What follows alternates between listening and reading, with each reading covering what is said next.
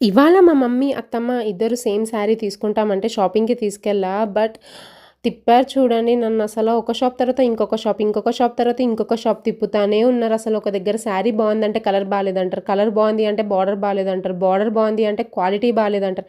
సరే అన్నీ బావున్నాయి అనుకుంటే ప్రైస్ బాలేదంటారు. ఇలా అయితే కాదు అని చెప్పి నేనే ఒక శారీ తర్వాత ఇంకొక శారీ వేసుకొని చూయించా. ఇది బావుందా? ఇది బావుందా? ఇది బావుందా? అని చూయిస్తే ఏది బాలేదంటారు.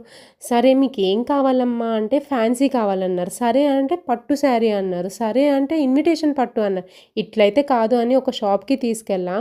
ఫైనల్లీ ఒక శారీ అయితే సెలెక్ట్ చేసుకున్నారు. హమ్మయ్య! అని చెప్పి ఇంటికొచ్చి కూర్చోగానే ఈ శారీ బాలేదు మాకు ఎక్స్‌చేంజ్ కావాలన్నారు. అబ్బా!